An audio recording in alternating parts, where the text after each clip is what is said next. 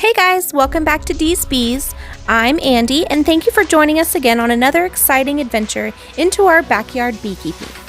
Well, finally, spring has come here to South Texas, and it's time for us to begin checking in on our bees and see how they're faring after dealing with many difficulties that we saw at the beginning of winter and at our midwinter check. The first thing we noticed when we first approached the hive this time was that the bees were exiting the hive from a gap in the lid of the hive instead of using the little door. So this could lead to a problem if the bees start building against the walls and the roof instead of using the frames. So to remedy this, we will turn the hive back around so that they can use the door in the method that they prefer. So we've turned the hive back around for the growth season, and we'll continue to watch the interior through the summer to make sure that no water is getting inside again. The next thing that we noticed as we took off the lid was that there was an abundance of spiders that had made their lid and empty space of the hive their home. Now these little invaders can cause a major problem. They create their webs and they try to snag the bees as they pass by.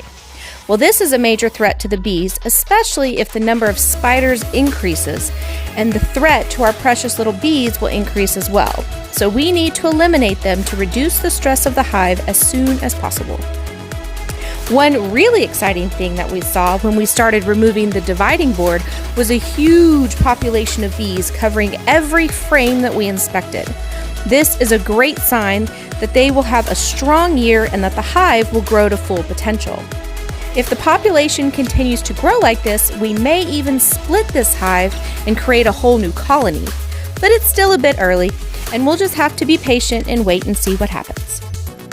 The next thing we check is the brood to see if there's any signs of disease. This is a critical step in keeping the hive healthy. There are capped eggs and larvae as far as the eye can see. So even though the colony is buzzing with worker bees, there's a large brood population about to join them. And this will require us to check on them regularly so that the colony doesn't outgrow this portion of the hive. Now, while checking on the brood, we had a lovely surprise. The queen graced us with her presence. You can always tell when she's around because of her long abdomen. So just a quick cool fact, when the queen flies out for their mating flight, she will mate with drones from many different colonies in the area. This means that when she gets back to her own colony, she will give birth to bees of many different types. What a diverse family that they will have. So the next thing we looked for was a hive beetles that we saw in the winter check. They were in strong force during the cold weather, but we are pleasantly able to report that the beetle population has heavily diminished due to the stronger bee population. So to further help the hive, we added diatomaceous earth to the ground around the hive to help kill off any beetle larvae and to keep any other pests at bay. The next thing we noticed was that the honey was almost gone. The bees had used up the honey they had previously made and had stored up for winter.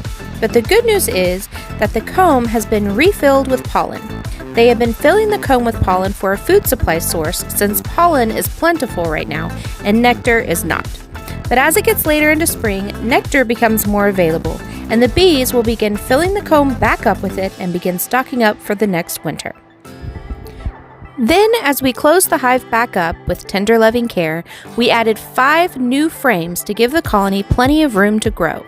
We will continue to monitor the growth process on these frames and keep a watchful eye on how fast their honeycomb production is. This will give us a better idea of how fast our little hive is growing.